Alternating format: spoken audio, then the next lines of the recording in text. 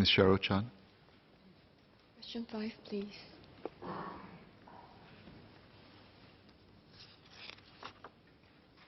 Mr. Speaker, sir, may I have your permission to take questions 5 to 11 together?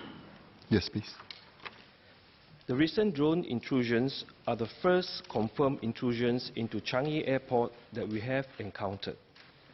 They disrupted airport operations and led to 55 flight delays and 8 diversions over 2 nights on 18th and 24th of June 2019. Although the impact of the recent drone intrusions has been moderate, these intrusions can have severe impact on airport operations. At Gatwick Airport, for example, drone intrusions shut down the entire airport for 3 days, affecting approximately 1,000 flights. The police investigations into the drone intrusions are ongoing.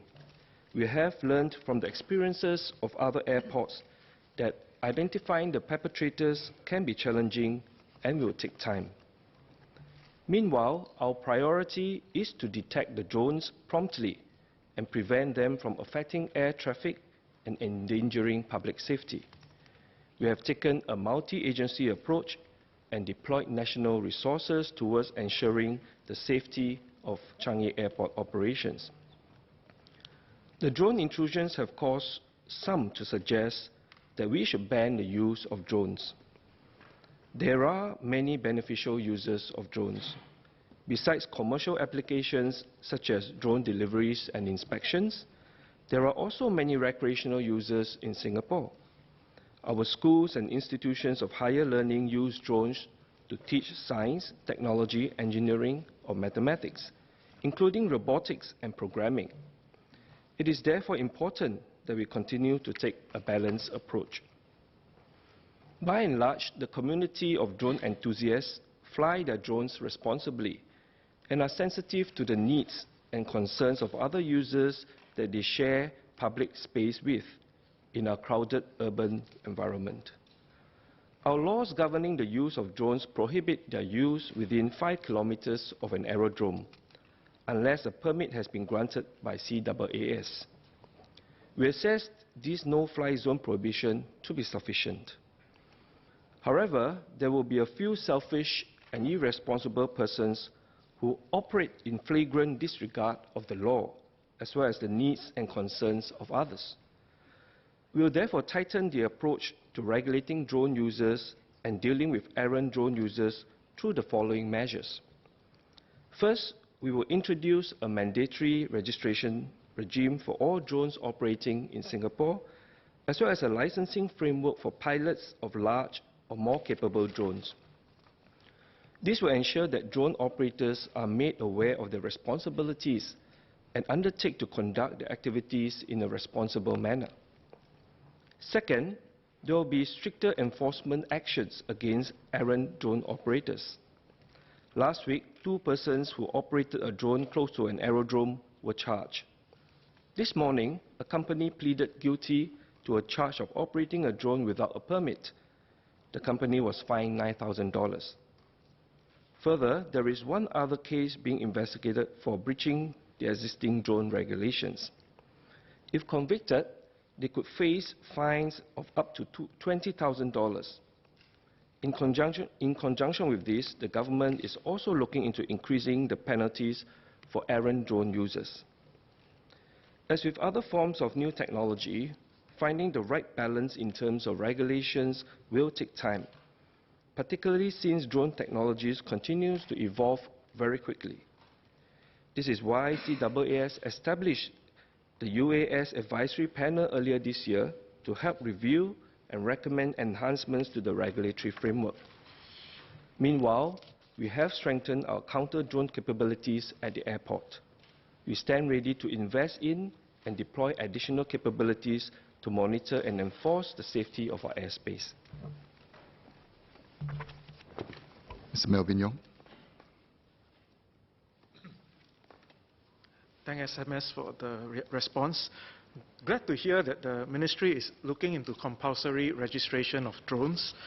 I hope that this could be done sooner rather than later. So can SMS provide an estimated timeline when drone registration may take place. I think my second question is, I think we need to go beyond registration. We know that some of this technology allows the operator to fly the drones beyond a certain distance. Given Singapore's small land space, this can even be operated outside of Singapore. I'd like to ask if the ministry has plans to put in place an unmanned aerial traffic management system to track all drones within our airspace that are in operation in real time, so that we can facilitate the authorities to go after any errant operators before it reaches within the high-risk areas such as the airports. I'd like to thank member for those two supplementary questions. On the first one, on the timeline for the mandatory registration, we have set up the UAS advisory panel who will be looking into some of these issues, including the suggestion to mandate the registration of the UAS. And we hope to be able to achieve by the end of this year. But we are urging the advisory panel to double up their effort so that we can even bring the timeline earlier. As to your suggestion of some form of central flight management system, I had in previous parliamentary sitting announced that we are currently looking into this concept of a central flight management system whereby registered UAS will be monitored in terms of the activities and where they're operating. And this is only useful for UAS operators who are cooperative. In terms of UAS operators who are uncooperative with the intention to perform malicious activities, I think relying on our existing sensors to pick these illegal activities up will be of utmost importance. Mr. Ang Wei Neng. Thank you, SMS. Can I follow up questions on the drones intrusion? Do we have reason to believe that recent intrusion at Changi Airport is done by foreigners, either through foreign control? Because we noted that the vandalism cases at the SMRT train and intrusions at MSW depot are all foreigners. Thank you. I'd like to share with Mr. Ang that currently the incidents are being investigated by the police. It will be too early to prejudge whether this is committed by foreigners or by locals, or the profile of the perpetrator. So I would encourage or would urge Mr. Ang to give us some time, to complete the investigation before we're able to make the necessary announcements. Ms. Cheryl Chan. I'd like to thank the SMS. I have one supplementary question. We know that enforcement is not the easiest of tasks, but it's a necessary step to ensure there's compliance and smooth operations. So is it possible for the ministry to conduct active enforcement 24/7, like around the intercepting the drones at the boundary of the no-fly zone? Because it seems like it's a very tedious task, so how will the ministry go about it?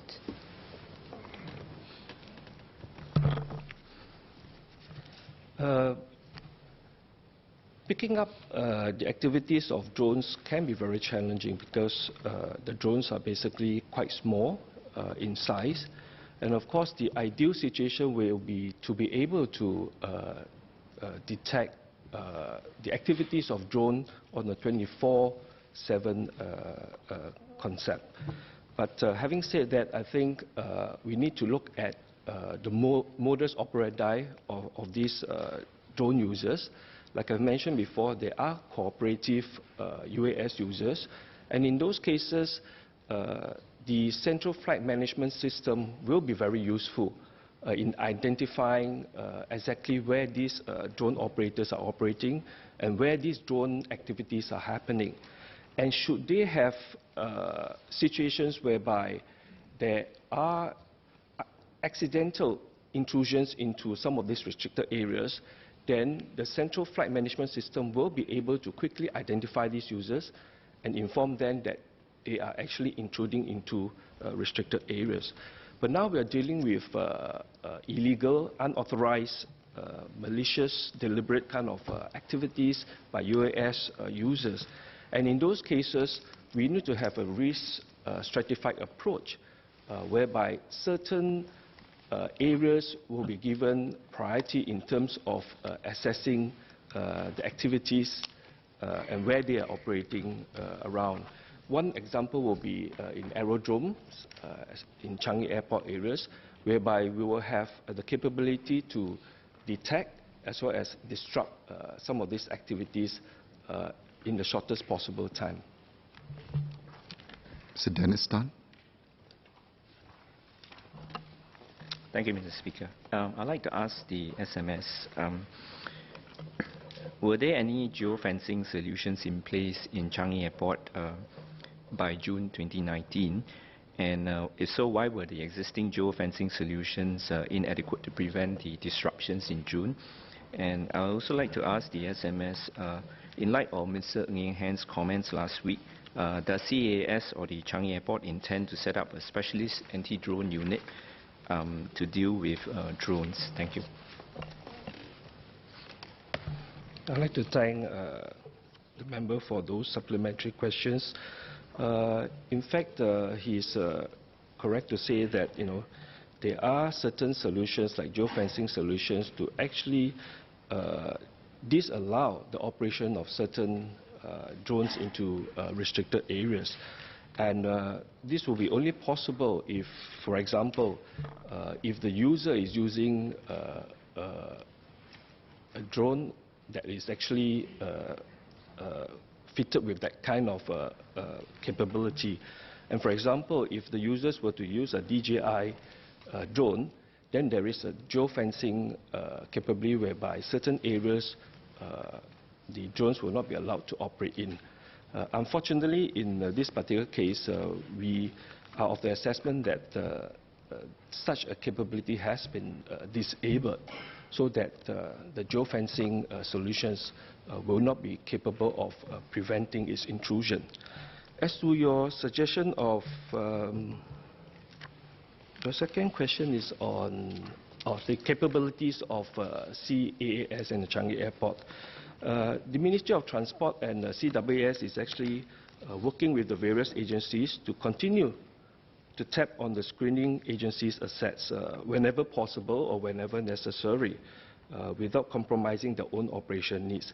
But in the medium term, CAAS and CAG will also increase our own capability to detect and counter drones on an expedited basis. So the answer in short is that CAG together with CAAS will be able to have that capability as soon as possible. Mr. Lim Chuan.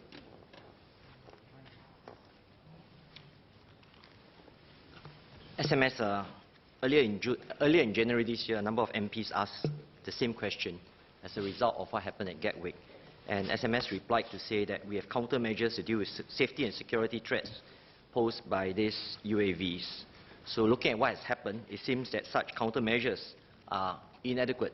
So may I ask SMS, really what other measures would the Ministry of Transport take to ensure that your measures are adequate to prevent a recurrence? Second question I have for MOT is whether MOT has quantified the losses caused by the diversion of flights and the closure of the runway. And in the light of the massive inconvenience caused to travelers, whether the current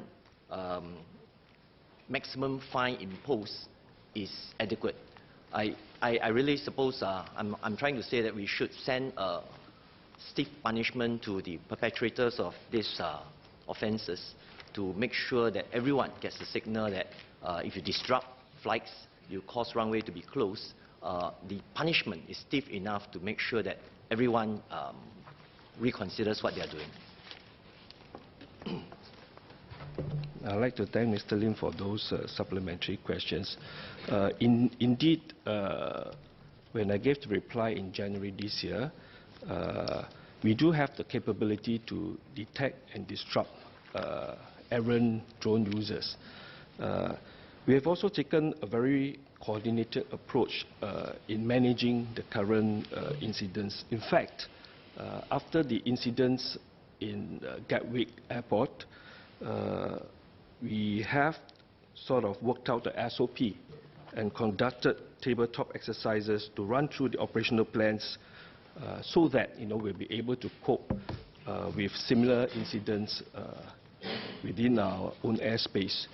In fact, I would want to thank all the agencies who have been working day in, day out, 24/7 to manage these few incidents that's happening in Changi Airport. As a result, I think we're able to keep it under control. We have managed to minimize disruption to runway as well as airport operations to the minimum. I would also want to take this opportunity to remind all drone users that it is a very, very serious offense to operate unauthorized drones within 5 kilometers of the airport or military bases or at altitudes above 200 feet. And any errant operators of drones not only will pose danger to the aviation as well as personal safety of other users.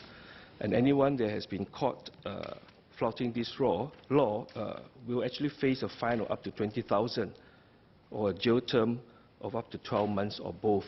And we are currently also looking at increasing the penalty framework for such offences. What are the strategies that we put in place to prevent similar occurrence?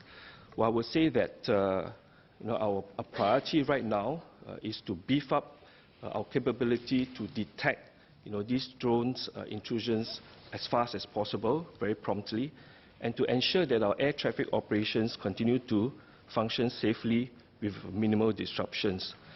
And at the same time, we will also put in place detection and disruption systems, to be able to immobilize or prevent these drones, from causing mayhem in the airspace as well as posing a danger to flights.